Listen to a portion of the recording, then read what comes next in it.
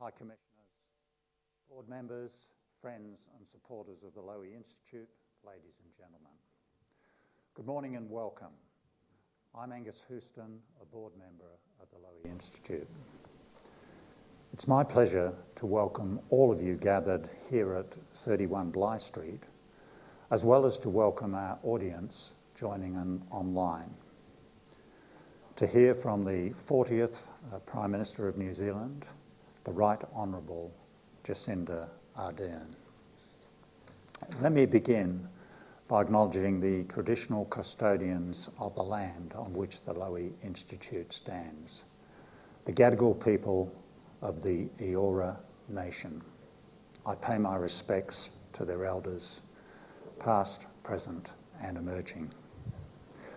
Our Executive Director, Dr. Michael Fullalove, is currently on annual leave overseas. He sends his apologies that he cannot be here today to host this important event. I will say a few words now to introduce our guest, Prime Minister Jacinda Ardern, who will then give some remarks. Afterwards, she has agreed to have a conversation with our Director of Research, Hervé Lemahar, and to take some questions from the audience. Prime Minister, we're very grateful that you've made the time to visit us at the Lowy Institute. You've just come back from a very important NATO gathering in Madrid. That summit and your attendance alongside that of our Prime Minister, Anthony Albanese, was rich in symbolism. It shows that democracies will stand together against unjustified military aggression and invasion carried out by revisionist powers. Closer to home, we have not been immune to the consequences of war in Europe, and we must contend with a range of other challenges. Australia's relationship with its largest trading partner, China, remains fraught. Beijing is also boldly seeking to expand its influence in the Southwest Pacific. In light of this, we are honoured to host Prime Minister Ardern at the Institute today to help us make sense of the world and better understand the role that New Zealand intends to play in addressing our shared challenges. Australia and New Zealand are natural allies with a strong trans-Tasman sense of family. In our annual Lowy Institute poll released last week, the majority of Australians describe New Zealand as our country's best friend in the world. And Australians also have a very high regard for New Zealand's Prime Minister. For the fourth consecutive year, Prime Minister Jacinda Ardern is in pole position among global leaders, whom Australians trust to do the right thing in world affairs. Incredibly, 80% of Australians express confidence in her. It is easy to see why. Miss Ardern is admired around the world for her charisma and dedication to progressive foreign policy and politics. She was elected to the New Zealand Parliament in 2008 and became leader of the Labour Party in August 2017. Only a few months later, she became the world's youngest female head of government at the age of 37. Miss Ardern's time in office has been rocked by several national traumas.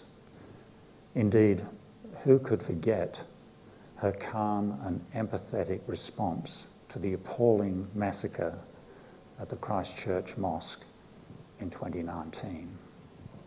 The Prime Minister has earned the world's respect for the way she has handled this and other crises. Today, Ms Ardern will speak to us about New Zealand's foreign policy in our complex world. So now it is my great pleasure to invite the Prime Minister to the podium. Prime Minister, the lectern is yours.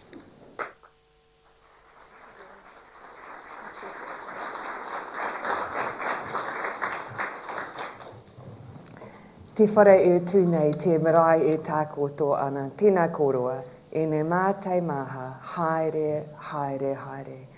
Nā tangata whenua o tēnei rohi, tēnā koutou. Tātou nā kanohi e hui mai ana, tēnā koutou, tēnā koutou, tēnā tātou katoa.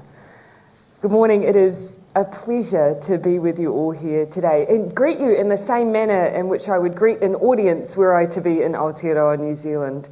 And so first I acknowledge all of you here today, those who have passed, and importantly, what we would call the mana whenua, or people of the land, in this case the Gadigal people of the Ora Nation.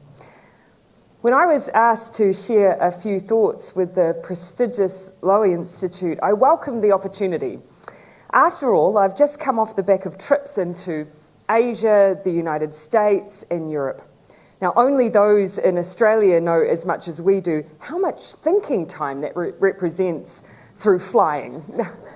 And so today represents an important opportunity then to reflect on a question that I myself and my Cabinet colleagues have been discussing for some time, and that is, in an increasingly polarised and contested world, when the push and pull of foreign diplomacy is heightened, how do you successfully sustain a truly independent foreign policy? Now, I may not conclusively resolve this vexed question in the short time I have with you today, but I at least will share with you New Zealand's perspective on it. But first, some important scene setting. I'm mindful that in traversing the international environment at present, it may feel that I leave everyone a little bit bereft. After all, in just a few short years, we've seen the space in which we transact foreign policy becoming increasingly difficult. Europe is facing the invasion of Ukraine by Russia and the complete disruption of the international rules-based order in their region. But more than that, the sense of peace and stability that they've broadly experienced since the aftermath of World War II has been shattered. And you feel that when you're there on the ground. The war itself is challenging our notions of conflict and demonstrating how multifaceted warfare now is. with cyber attacks and disinformation accompanying the more traditional forms of combat. In our region, we're observing an increasingly contested environment. And add to that the wider global impacts of an ongoing pandemic, the economic crisis that has ensued, and the powerful forces that are disrupting social cohesion and the trust people have in the institutions that serve them. And if this isn't enough, we are yet to succeed in addressing one of the most immediate security issues in our region, that of climate change. In a word, it is grim out there. But just as I confess in a speech I gave just last week, I am an optimist at heart and remain so. The pressures we face present, yes, challenges, but also opportunities. Opportunities if we pull, on our own terms, in the same direction. Last week in that same speech, this was a sentiment I touched on, but I was asked in the aftermath what on our own terms meant. Now, for me, the encapsulation of New Zealand's foreign policy today is best summed up in three broad principles. The first principle, simply put, is a sense of collectivism or global cooperation. There's a reason why in the aftermath of World War II, where, like Australia, New Zealand suffered incredible loss of life, we were present for the establishment of the United Nations in San Francisco. We were seeking order and ballast as much as we were seeking a voice. In the face of global conflict and tension, we continue to position ourselves based on the principle of upholding the rules-based order through multilateral institutions. And when seeking solutions to issues, be it war or dispute, New Zealand will turn to these same institutions to act as mediator and, when necessary, as judge. Now, I can point to a number of examples where we have used these institutions in recent times. We did so to put on record our concern about China's actions in the South China Sea, Hong Kong and Xinjiang, our condemnation of the military coup in Myanmar, and the threat to regional peace and stability posed by North Korea's repeated ballistic missile tests in clear violation of United Nations Security Council resolutions. And in many cases, we've obviously been in the company of others. If a nation values the rule-based order, human rights, being a good law-abiding neighbour as defined by the UN, sovereign rights no matter size, wealth or power, and a sense of shared responsibility, then it will pursue its interests accordingly, but more often than not in the company of others who share similar values and interests. But multilateral institutions are imperfect, and they have and they will fail us. And when they do fail, our first port of call must always be to find ways to make them stronger. Equally, we cannot be left unable to respond to global challenges because we encounter dysfunction or, worse yet, moral failings. In recent times, there has been no better example of that than the failure of the UN to appropriately respond to the war in Ukraine because of the position taken by Russia in the Security Council. A morally bankrupt position on their part, in the wake of a morally bankrupt and illegal war. Under these circumstances, waiting for our multilateral institutions to act was not an option for New Zealand. Here, when the system fails, we seek partnerships and approaches based on the second principle of our independent foreign policy, our values. A conviction that we have a moral responsibility to do our part to maintain the rules-based order, that regardless of whether a collective approach is possible, maintaining the basic values of human rights, gender equality, state sovereignty, climate action, that falls on each of us to defend and uphold. That we are increasingly interdependent on one another and are and have always been impacted by the choice of others. But we, of course, have to recognise that these principles of collectivism or global cooperation and our values are and will always be shaped by the third principle, place. And our place is in the Pacific. The Pacific is who we are as well as where we are. It is both our identity and our place in the world. We are a nation whose founding document between its Indigenous people and the Crown is known as the Treaty of Waitangi, or Te Treaty of Waitangi. And it's our First Nations people who have shared a voyaging history. Our people came from Waka, mapping the Pacific. These documents, connections, and history to continue to shape us as a nation. And while I know this is not often how we are positioned, when you look at a map with New Zealand at the centre rather than at the bottom, or if we're being honest, missing from the map entirely, our islands are bounded by the Pacific and Southern Oceans and the Tasman Sea, a region with its own history, culture, and institutions. And one of the reasons when we took office, we launched the Pacific Reset. For us, the regional architecture of the Pacific is critical. New Zealand is absolutely committed to the Pacific Islands Forum as a vehicle for addressing regional challenges. To that end, forum members have been working together to develop the 2050 strategy for the Blue Pacific continent to provide a long-term vision of what we want to achieve together for our region. We have a strong commitment to supporting broader ambitions for our region's security, as set out in the Bikitawa and Bow declarations.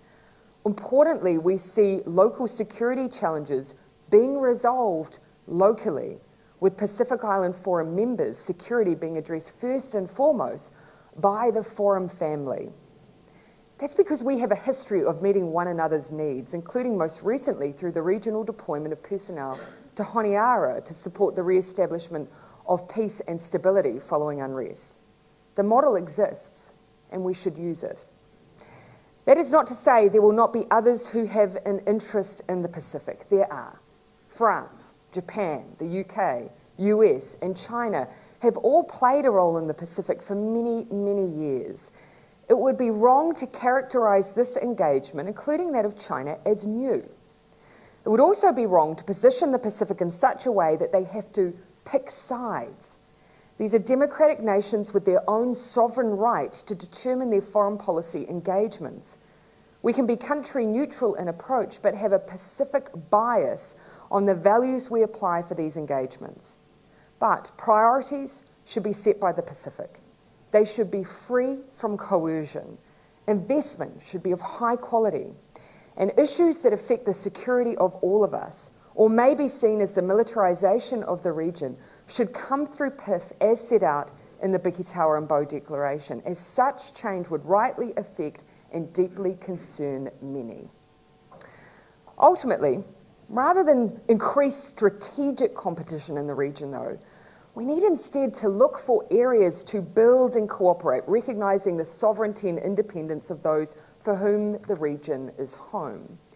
And so while we each maintain our independence, and New Zealand certainly does, we are part of a family, one that is incredibly important to us and central in our decision-making. When expressing the principles of an independent foreign policy in this way, the principles of cooperation, values, and place, it would be easy to give the impression of a nice, tidy matrix from which we sit down and make decisions. The honest reality is that the world is bloody messy. And yet, amongst all the complexity, we still often see issues portrayed in a black and white way. This is one of the challenges to an independent foreign policy. It is also a challenge for all those who seek peace and stability through dialogue and diplomacy, at a time when there is so little room for error and misunderstanding. Let me dwell on an example. The war in Ukraine is unquestionably illegal and unjustifiable. Russia must be held to account, and we all have a role to play ensuring that happens. This is why New Zealand will intervene as a third party in Ukraine's case against Russia in the International Court of Justice. We must reform the United Nations so that we don't have to rely on individual countries imposing their own autonomous sanctions. We must also resource the International Criminal Court to undertake full investigations and prosecution of the war crimes and crimes against humanity committed in Ukraine. But in taking every possible action to respond to Russia's aggression and to hold it to account, we must remember that fundamentally this is Russia's war. And while there are those who have shown overt and direct support, such as Belarus, who must also see consequences for their role, let us not otherwise characterise this as a war of the West versus Russia, or democracy versus autocracy. It is not. nor should we naturally assume it is a demonstration of the inevitable trajectory in other areas of geostrategic contest. In the wake of the tensions we see rising, including in our Indo-Pacific region, diplomacy must become the strongest tool and de-escalation the loudest call. We won't succeed, however, if those parties we seek to engage with are increasingly isolated and the region we inhabit becomes increasingly divided and polarised. We must not allow the risk of a self-fulfilling prophecy to become an inevitable outcome for our region. And that is one of the reasons, as New Zealand looks to the wider Indo-Pacific, we seek to ensure that the intensity of our engagement is increasing, and we call for others to do the same. We have a legacy and interest in the Indo-Pacific, as does Australia. Both countries have invested heavily in relationships and institutions there, not least because what happens in the Indo-Pacific region impacts our entire neighbourhood. It follows that we must strengthen the resilience of the Indo-Pacific through relationships and, importantly, economic architecture. But it's so often through strategic alignment that seems to be the primary entry point for relationships. In our view, it's economic architecture that will truly build the resilience of our region. Since the turn of the century, New Zealand has looked for new ways to engage with those who share our trade and economic ambitions. CER with Australia in 1983, as already mentioned, is, I would say, the world's best example. Witness also the comprehensive and progressive agreement for Trans-Pacific Partnerships, still the worst titled free trade agreement that we have in the entire world, the ASEAN Australia New Zealand FTA, the Super FTA Plus partnerships Australia and New Zealand concluded with Singapore, and more recently the Indo-Pacific Economic Framework. And we are now breaking new ground with the next generation trade agenda through initiatives such as the Agreement on Climate Change, Trade and Sustainability, which seeks to see climate-related goods and services move more freely, and also the Digital Economy Partnership Agreement. Our approach in New Zealand has always been inclusive. It means we leave the door open to others who can meet the same high standards. And that's because trade is a bridge builder and a vehicle for grappling with challenges beyond just the exchange of goods and services. Whether it's climate change, subsidies for fishing and fossil fuels, improved labour conditions, even gender equality, with New Zealand recently embedding CEDAW into the EU-New Zealand FTA. These are all features of the progressive and inclusive trade agenda New Zealand is both practicing and seeking to implement. Now, at its heart, trade creates connections. It creates mutual obligation, shared interests, and joint benefits. And all those things ultimately have a role to play in reducing conflict and ultimately contributing to peace, stability, and prosperity. Trade, in our view, is no longer exclusively a vehicle for economic growth. Trade is a means of upholding shared values. And that extends to Indigenous cooperation and inclusive economic recovery at this challenging time.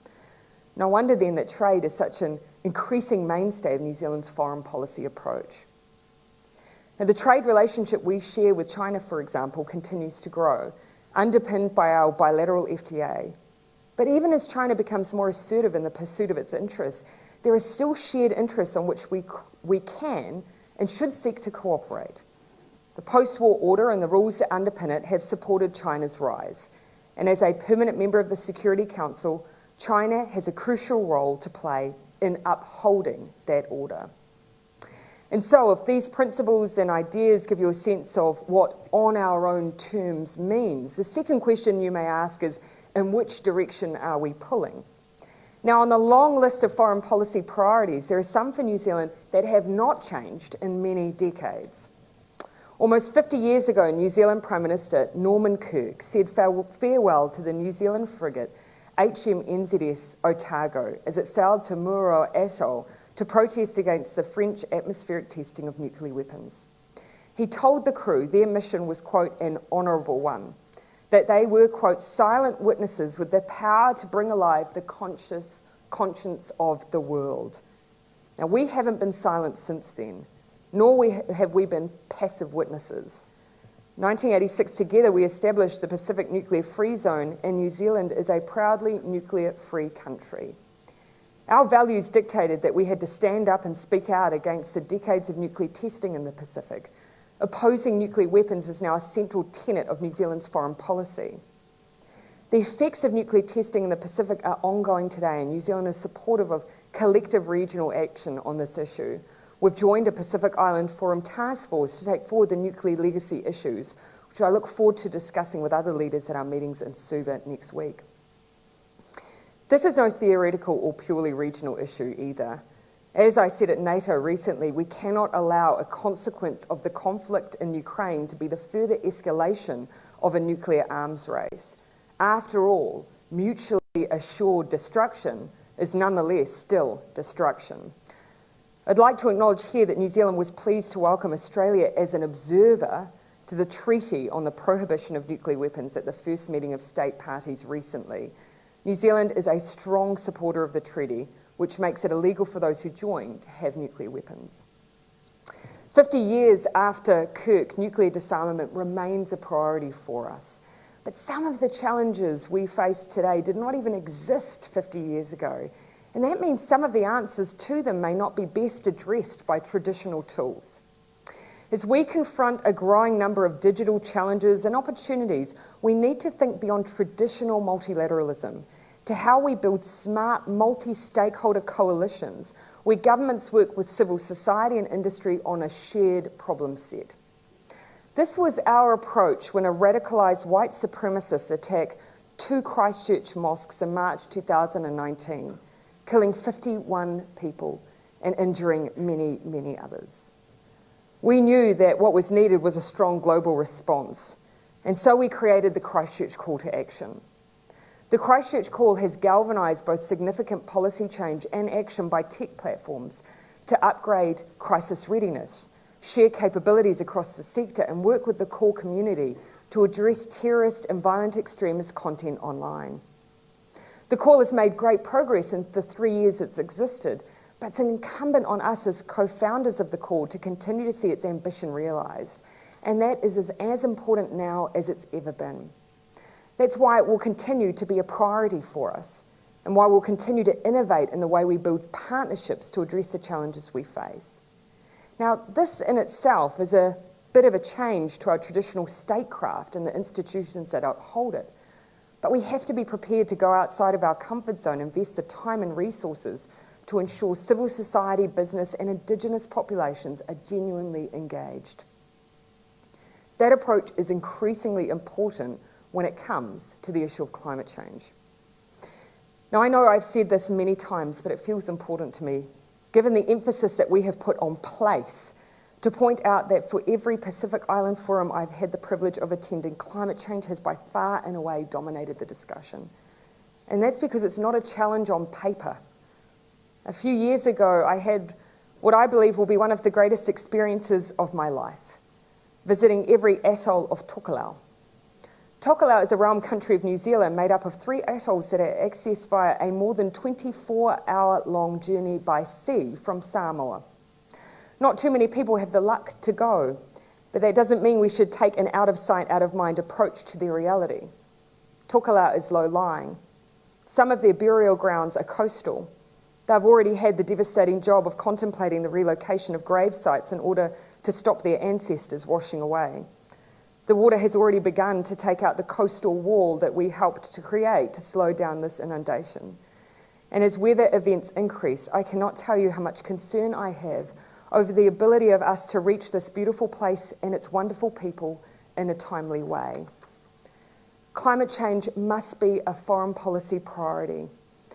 While we all have a concern, and rightly so, about any moves towards militarisation of our region, that must surely be matched by a concern for those who experience the violence of climate change. There are many who wish to support the region's mitigation efforts. And it's why we've committed $1.3 billion over 4 years towards climate change, with at least 50% going to the Pacific. But there is an opportunity in my mind for the Pacific Island Forum to play a role in establishing region-wide mitigation projects that climate funding can support. Not every external aid and development donor will have the capability to access our neighbours individually. We need to look to the role we can play to bring in that support on the terms that the Pacific sets, and the PIF is a great way to do that. And all of this needs to happen because ultimately this is our home. And that makes you our cousins. But more importantly, over many years, it has made you our friend. You are our second largest trading partner. You're our only formal ally. You're our largest market for foreign direct investment. 40% of arrivals into New Zealand in 2019 were from Australia. It's lucky we like you so much. We share our people, our problems, and increasingly our solutions. In fact, when we look to our principles, cooperation, values, and place, we naturally find you within them. Now, we won't always agree, and nor should we, but it's true that in the messy world we live, friendship matters. Where there is a commitment to work collaboratively, where there is commitment to uphold the values that ensure progress comes not at the expense of another, and where there is commitment to respecting place, then there is friendship to be found and progress to be made. These are the foundations upon which New Zealand has been able to prioritise and make progress in areas that are not just good for the Pacific, but we hope good for the world, be it through trade policy, efforts to tackle climate change, disarmament, or taking on new challenges like online hate. And so, in this messy world, still full of opportunities and optimism, I hope you will find us both on our own terms, pulling in the same direction. Ka toia te waka. Nō reira, tēnā koutou, tēnā tātou katoa.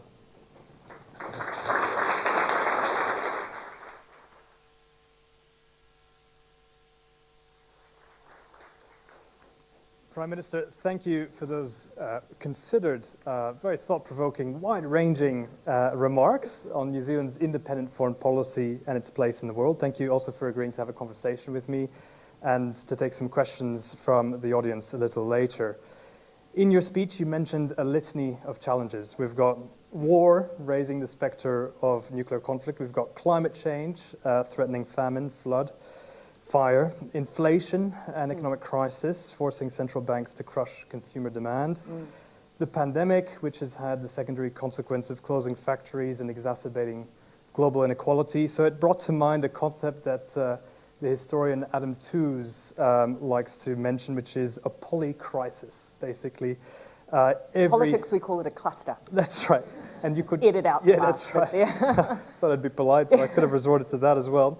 I mean, each crisis is hard enough to parse by itself, but it's the interconnected mess that is infinitely more difficult than prosecuting one challenge at a time. So your optimism is welcome. I think it's needed, to say the least. And there are many ways we could tackle this conversation. But I thought I'd begin by coming back to something you said in the speech. You said when systems fail, when the multilateral system fails, as it did clearly in the case of the war in Ukraine, New Zealand's position is to take recourse in its second principle of independence, which is one rooted in values. Yeah, absolutely. And what we've seen essentially is a recourse to minilateralism as opposed to multilateralism by necessity. And these are countries that share similar values, that have democracy, liberal democracy in common. And yet you've also been very reluctant to want to typify this conflict with Russia as a conflict between Russia or the East and the West, or democracy versus authoritarian system.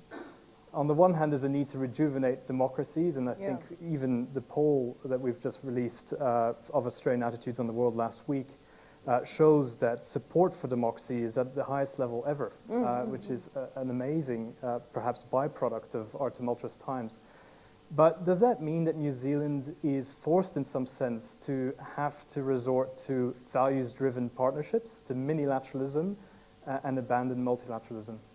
We will not abandon multilateralism. And that's why, you know, you heard me reference that despite the failings, and you know, even you see the United Nations Secretary General speak very frankly about this, that despite those structural failings that have been built in by default into the Security Council, we still sought the ability to respond to what our value set demands.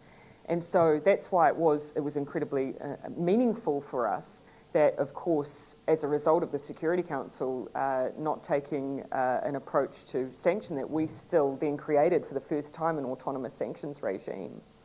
but you still see the level of global cooperation, because ultimately the sanctions will not and cannot have the desired effect were it not to see a broad base for those sanctions across multiple economies. So despite the failing of those the multilateral approach, you see the importance of that collective and cooperative global cooperation as well. And so just to make that point, that we still, though, will seek the reform to ultimately ensure that we don't see a weakening or a lessening of the value or relevance of those multilateral institutions. That's still very important to New Zealand, but we will seek to respond in the meantime. Just one other note, I mean, even in our response, you seek us looking to either, for instance, the NATO Trust Fund is our source of distribution for non-lethal aid. We sought to partner with the UK for the decision that we took to contribute to lethal aid. We're still seeking those partnerships. But if I were to double back to just a second almost challenge that you posed in your question, this issue of whether or not we are diminishing the importance of democracy in the way that we're characterising the conflict, not at all. Of course, you know, we're a liberal democracy. We seek to promote, of course, the values that are important to us. But what we also seek is to ensure that we base our foreign policy responses on fact, not assertion and assumption. And you'll hear from within the Asia Pacific, I think it was Prime Minister Lee in Singapore, who first articulated this idea of, when visiting the United States, the idea of not turning in the war in Ukraine to democracy versus autocracy, because we need to build a much broader base of response. Let's not assume that China, as a member of the Security Council, does not have a role to play in placing pressure and response to what is the loss of territorial integrity at the hands of Russia. Let's not just isolate and assume that it is only democracies that take this view. But if we talk about the war and conflict in this very black and white way, we immediately assume they don't have that role to play. Now, at the NATO summit that you attended in Madrid, NATO leaders declared China to be a threat to peace for the first time, warning that Beijing's ambitions and coercive behavior is a major challenge to the group's interests. And different governments, including those that you have visited in the last few weeks, have warned that Russia's invasion of Ukraine has a direct parallel with China's potential ambitions for Taiwan. Do you agree with those assessments? You will have heard very, very much in the commentary that I gave, speaking in broad terms, that we should not immediately apply what we're seeing in Europe and just blanket say that this is the trajectory of other geostrategic issues that we're seeing in our region. That is the kind of example of this very black and white narrative that I don't think allows us to then continue to engage in the dialogue and diplomacy that we need at this time. So I actually believe that there's a number who see that we need to acknowledge the complexity within Europe and beyond. The other point that I would make about NATO and the fact that we had, it wasn't the first time New Zealand has been present at NATO, I should add. It was the second at Prime Minister level at a summit. The first time was 2007, 2008. Prime Minister Helen Clark attended, I believe, with John Howard in response to a meeting that was called to engage those who had played a role in Afghanistan. So there's an example of where we see nations who are, of course, not members of NATO, but who have an interest in global conflict, in a global conflict, engaging directly with that alliance. And I would draw the same parallel here. I think what we see is an increasing recognition that regional boundaries are blurred now. When you see cybersecurity issues, and we see this playing out in the war in Ukraine, it is both a war on the ground, but a conflict in the cyberspace, and increasingly Russian disinformation affects everyone. You only need to look at the recent survey that Microsoft released to see that New Zealand, for instance, the consumption of Russian disinformation in New Zealand was at times at the end of last year 30% higher than it was in the United States. I don't believe that anymore we can assume that the contest or geostrategic issues we see are just confined to particular regions. Increasingly, they are borderless and they affect all of us. So, conversations in Europe about China, conversations in the Indo-Pacific and Asia-Pacific about Russia. When we see a threat to the international rules-based order, when we see multilateralism challenged, we converse about it, we discuss it. And I think it's only right that the view Europe seeks the view of those of the Indo-Pacific in addressing these challenges, and the way I seek the view of Europe in addressing the challenge of Ukraine. So here, New Zealand was not seeking formal additional military alliances.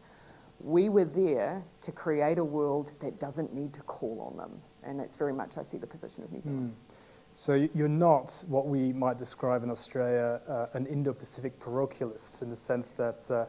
You will hear from the way that I position New Zealand Pacific first and foremost, but of course we see, you know, the challenges of the Indo-Pacific as our challenges, the opportunities of the Indo-Pacific as our opportunities, but we have a very central anchor point within the Pacific. There's a compass.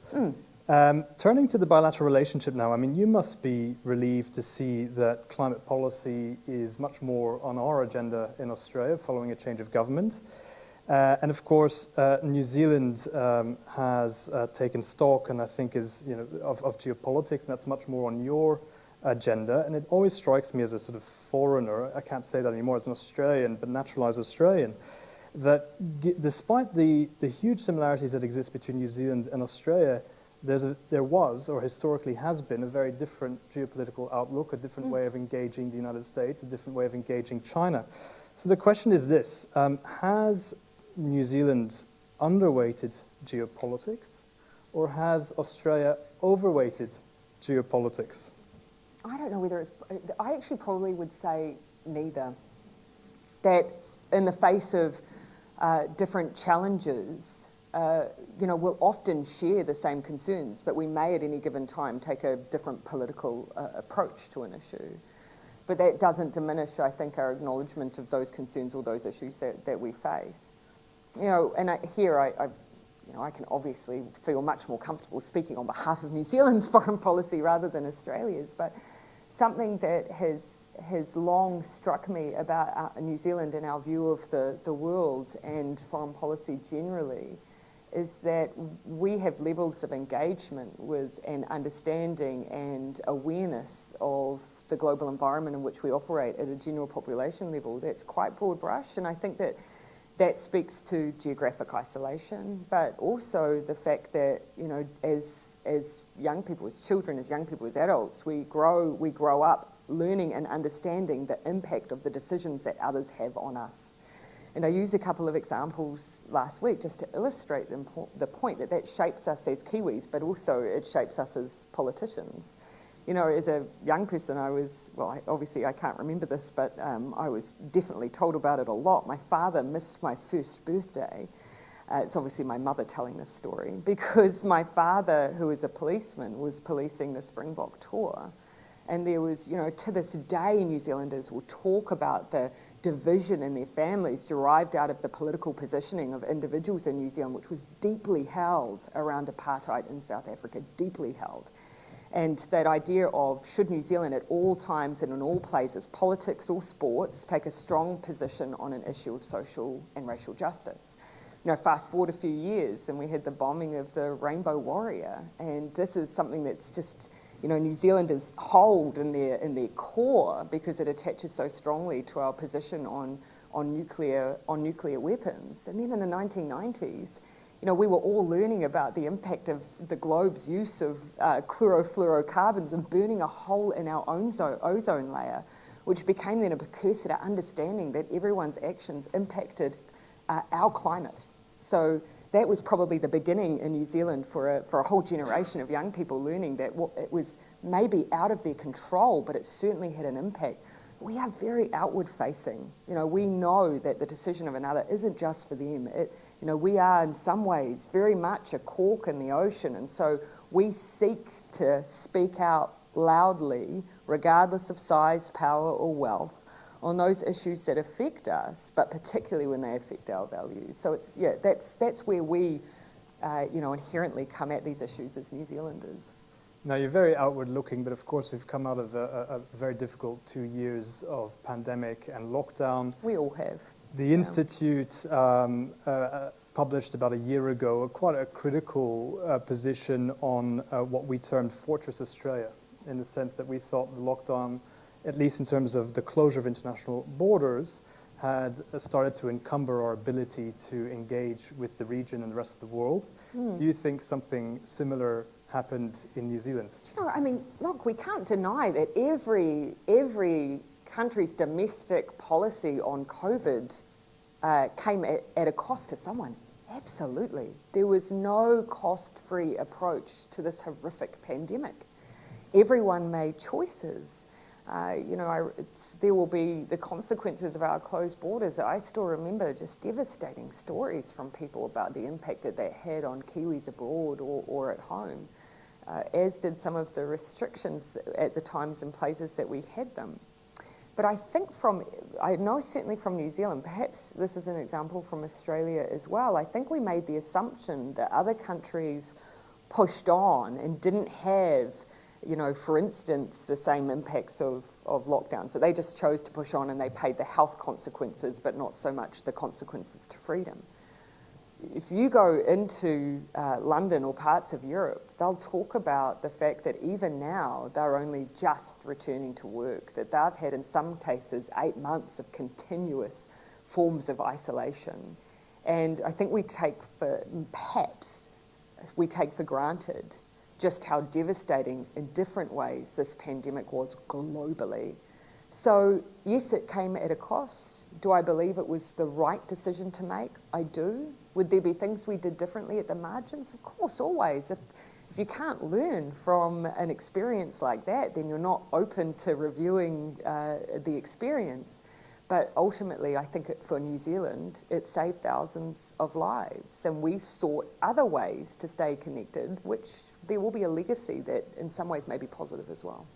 Yeah, no, it's hard to argue with saving human lives. It is, so I thought I'd throw that in there at the end for you.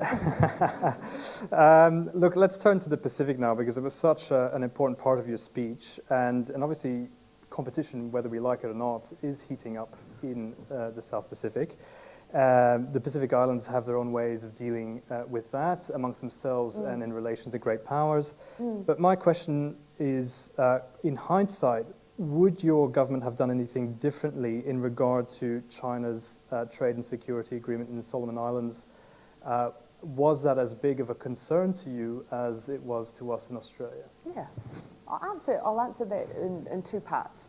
So was it of concern to us? Yes. I think one of the things that we expressed was because, you know, ultimately the Solomon Islands expressed the decision to enter into that engagement as a result of a desire to provide peace and security to, in particular, foreign nationals within the Solomon Islands. And so the point that we were at pains to make was that New Zealand and obviously Australia as well have always been willing, open and available to meet those needs. When New Zealand, at the request of the Solomon Islands, is present there, we don't differentiate around who on behalf as citizens we're providing that security and stability for. And so that, I think, will be a useful discussion within the Pacific Island Forum, and that was our second call, was as set out in those declarations, the forum is the place in which we are and have committed to discussing those security needs, and so we'll seek to do that. But equally, it's incumbent on New Zealand and Australia to make sure that we use that forum for the same purpose. On the question, though, that really positions both New Zealand and Australia on what different actions could we have undertaken, I'm very careful here, because almost by the question itself is this assumption that the Solomon Islands doesn't have its own sovereign right to make decisions around its own engagement and connection with other states, and obviously they do. Here again, I would argue that yes, we have long-standing and deep relationships. China has quite long-standing relationships in the Pacific too. And the Solomon Islands in 2019 obviously flipped their recognition from Taiwan to China. And who are we to argue on that when New Zealand itself holds a one China policy? So where our point of contest here is the fact that we're entering into this space that could lend itself to militarisation, which we have deep concern over. The final point I'll make, though, is that whilst a number of different countries have long-standing relationships in the region, and I mentioned a few of them there, you know, New Zealand's relationships I still see as different. You know, within New Zealand, we have Pacific Island communities that are almost, in some cases, large, as large, if not larger, than in their home country. We have a very deep historical and cultural connection to parts of the Pacific, and that I think, you know, in my mind, impacts the way that we engage with the region. The region is family for us, and so we will treat it with the respect of family as well, but also speaking to concerns when we see them as well. Right. So we've got about 10 minutes, and I thought I would give you one more yes-no question. It's a bit tricky. You can try. And then we'll move to audience questions. But you spoke a lot about economic architecture as being a form of, you know, the economic balance of power as being something that is hugely important to New Zealand. Of course, we know New Zealand is a big trading nation. What is New Zealand's position? I mean, you were in London last week, and you warmly endorsed the UK's accession bid. China and the CPTPP? That's exactly right. What's your position on China's bid to join the CPTPP? Look, you know, our view is, again, as you will have heard me say, we're open and inclusive on our trade agenda. The question for us is, can you enter in at the high standards at which the CPTPP has set? So that for New Zealand is our position. We'd say the same thing to the UK that we would say to China. Here's the bar, here's the conditions, and it's for each to then demonstrate that they can be met. Fair enough. We're going to open to audience questions now. That wasn't a yes-no question, by the way. Well, yeah, no, I thought I'd frame you afterwards and then blame you for not answering with a yes or no. Are you in favour of accession, yes or no? Well, and that depends, really. Depends on the standards. I invite anyone to raise their hands at this point and ask a question. I see a gentleman towards the front there. I see Lydia Khalil, so maybe we'll go to the gentleman first and then to Lydia.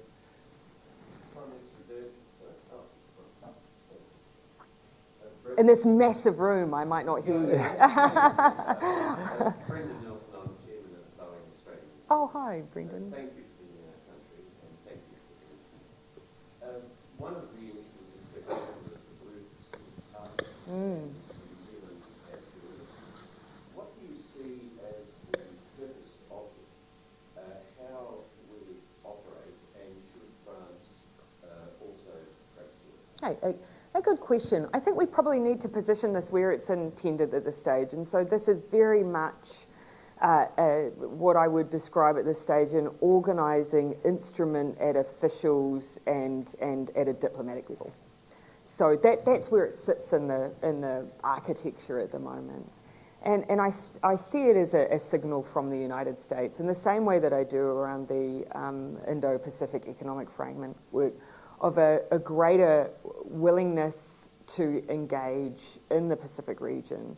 But what we've been very, very clear on, and I think probably is, I believe Australia as well, is that engagement, needs to be consistent. Engagement shouldn't be simply because others are engaging in our region. It should be because there's a desire to build long-standing and committed relationships.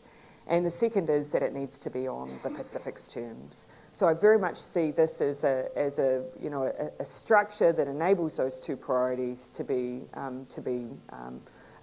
convened and pursued. But again, it is still very much at that level as opposed to at a ministerial or government, at a higher level at this stage.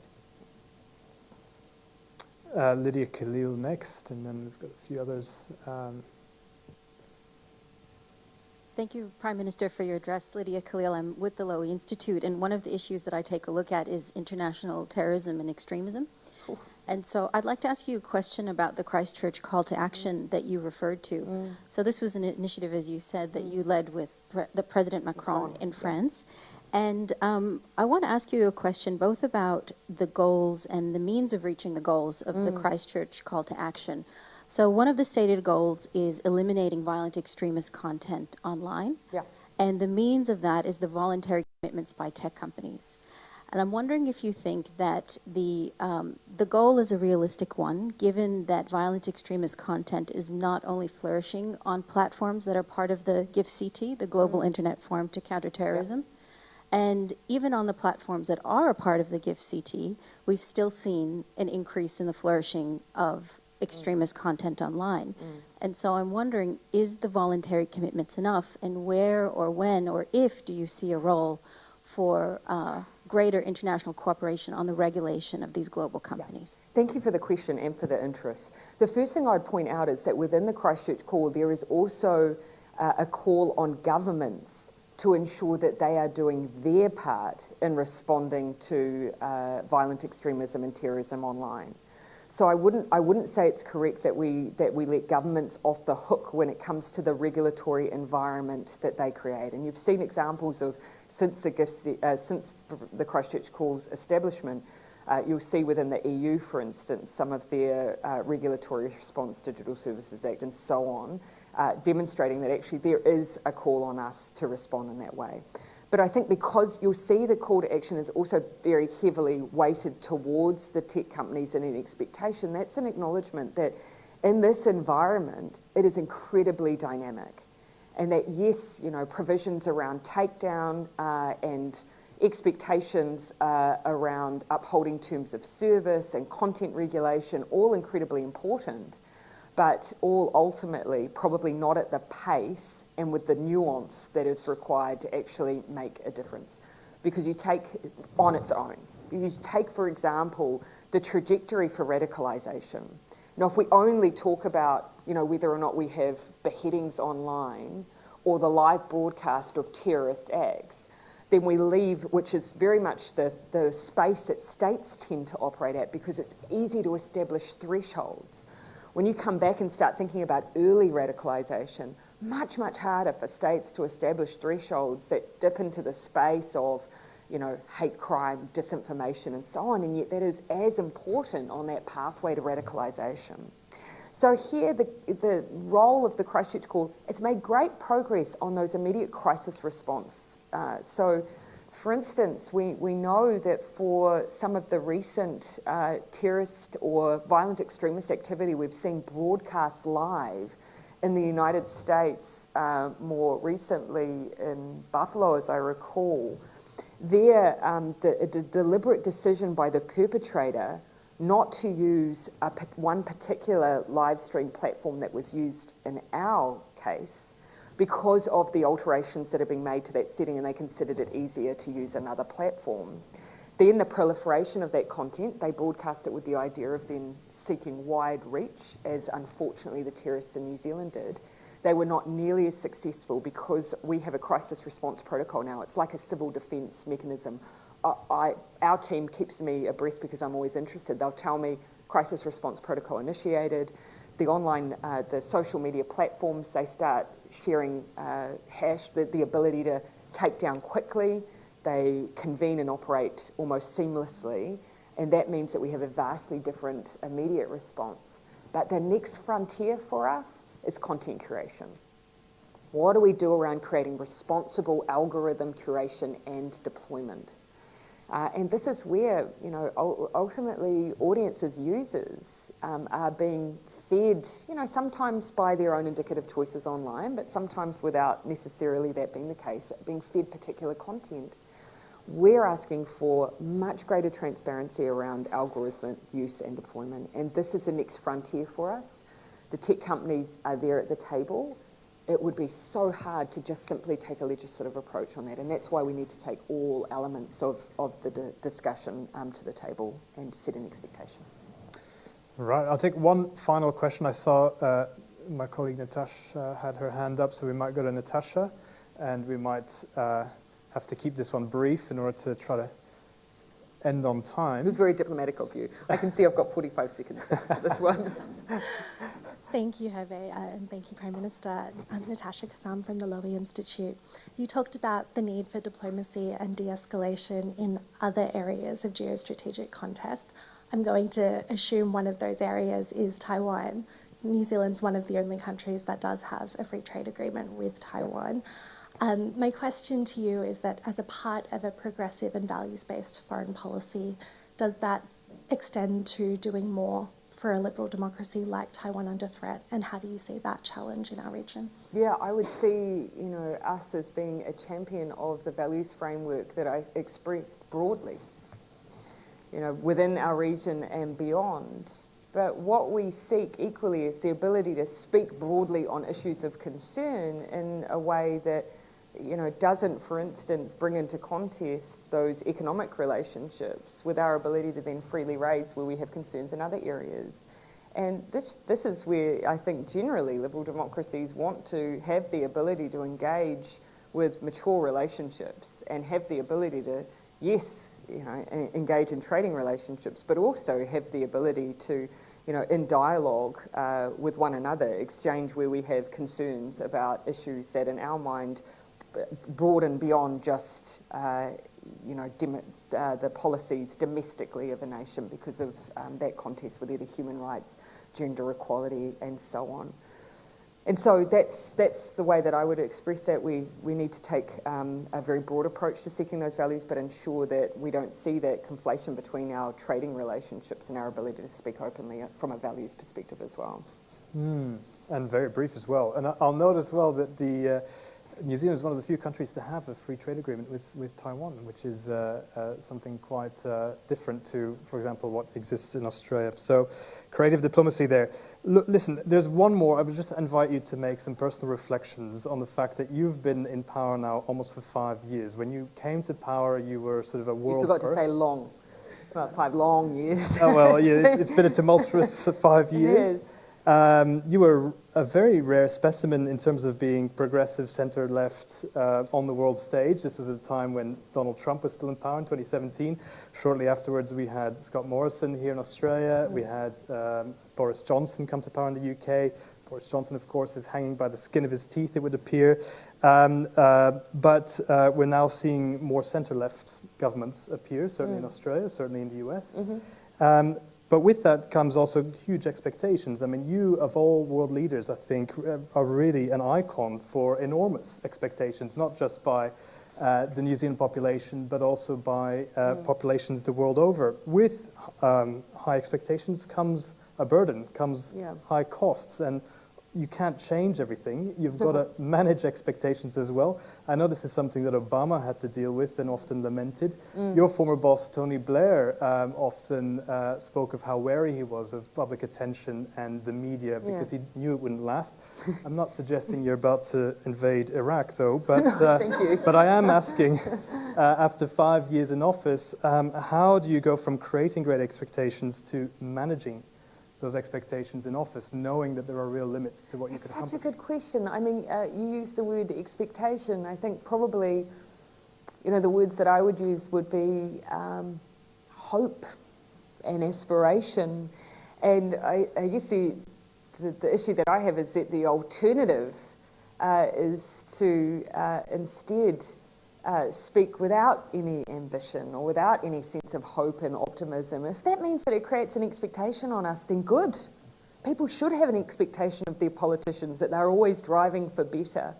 What we have to be honest about, though, is that change takes time.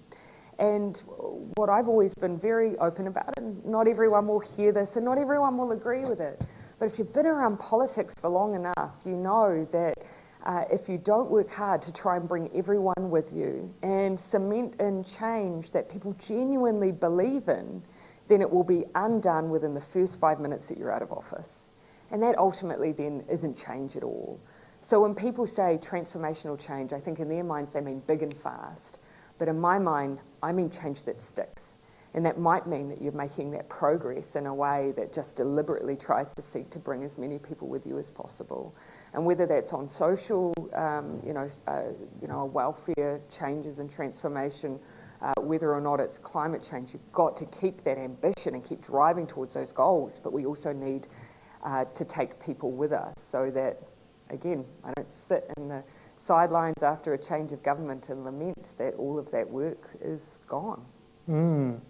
Look, I think and I expect that you'll be around in politics and on the world stage for many more years, though I, for one, also look forward to your resumption to your other calling in life, which is as a drum and bass DJ. I think that That would be fantastic, a post office I career. will never combine both, I shall assure you of that. Both require perfection. I mean, I think that's what it is. But I'm afraid that's all we have time for this morning. Prime Minister, thank you for spending such a generous amount of time with us, with the nerds and the wonks this morning, and for your clarity. I'm a fellow traveller, what can I say? I'd like to thank in particular Sir Angus Houston for opening the event, as well as to acknowledge the Honourable Penny Wensley, another board member in attendance today, and to thank in particular Dame Annette King, New Zealand's High Commissioner to Australia, and her excellent team really for all their work in making this event happen. So thank you to everyone who's joined us here at Bly Street and online for this special event with Prime Minister Jacinda Ardern. Please join me in a warm round of applause to the Prime Minister.